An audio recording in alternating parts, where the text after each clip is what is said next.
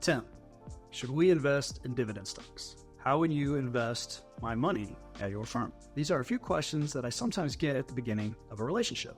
So today, I'm going to cover dividend investing, and although I can acknowledge some of the pros that go along with it, I'm going to discuss 5 problems with dividend investing and then briefly cover what I believe to be a superior long-term investment strategy. Because of course, anything can happen in the short term, right? So, over time, dividend investing has gone in and out of favor, and investors, particularly retired investors, mistakenly believe that they need some form of income from dividends to live on. This is not the case. Let's start by covering what dividend investing is. So basically, dividend investing is investing in companies that make regular cash payments to their investors and or owners. And some investors and or advisors love dividend investing, and some may have even built their entire firms or careers around the concept. But it is not the foolproof retirement answer that is sometimes made out to be. And here are 5 reasons why. Number 1, historical performance is misunderstood. Dividend investors often point to historical data that often shows dividend-paying stocks have outperformed over time.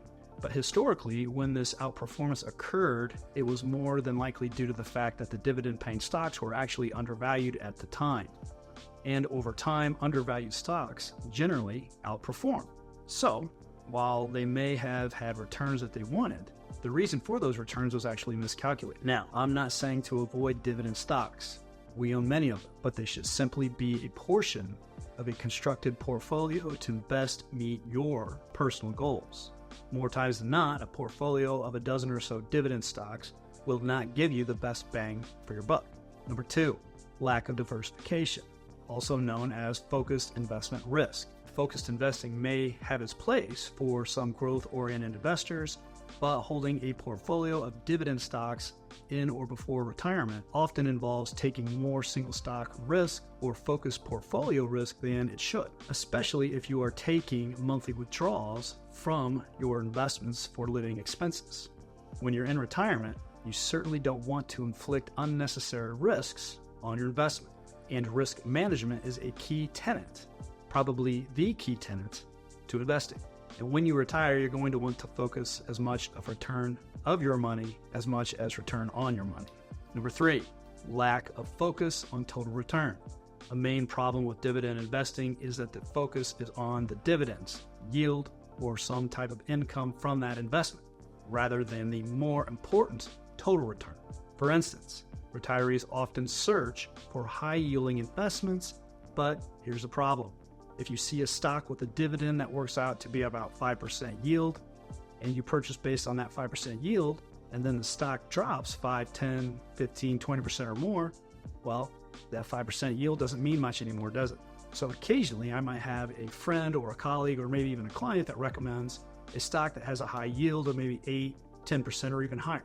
Well, this generally happens because that company is under duress and there is a strong possibility that the dividend is going to be cut in the future.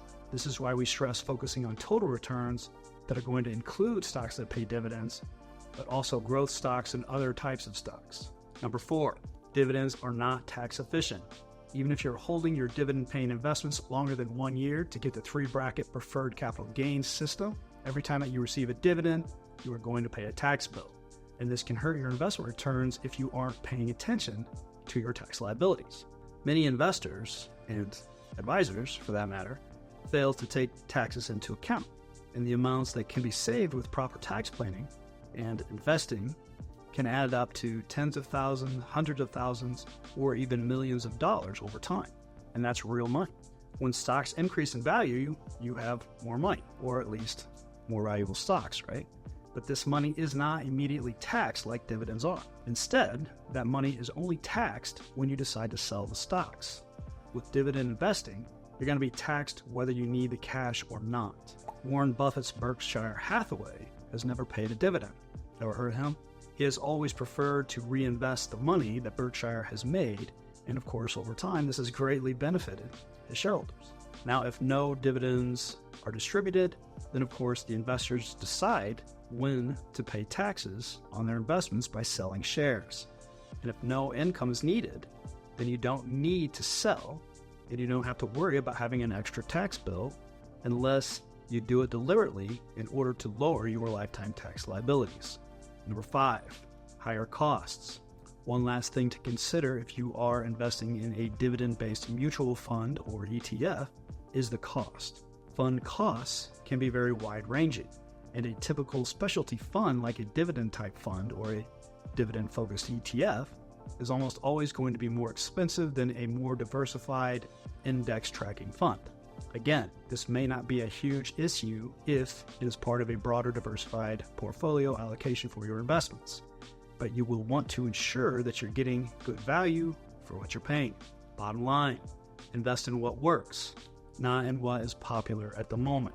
Focus on total return investing, not just dividends or yields. People use a dividend investing strategy because they think they need the income that comes from the dividends, but they don't.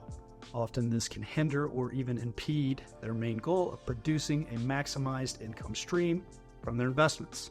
While dividend investing may go in and out of favor, we invest for total returns and build income streams for retirees based on well-diversified strategies where we own equity or stocks and bonds of the best companies in the world, believing that they will continue to offer solid risk-adjusted returns over the long haul. So, don't focus on themes like dividend investing or meme stocks. Focus on a low-cost, diversified portfolio, especially if you are in or close to retirement.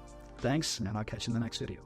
Once again, Tim Dorman here, founder of Eagle Ridge Wealth Advisors. And if you would like to see how we help our clients get the most out of their financial lives in retirement, please visit us at erwealth.com, and we hope to see you there.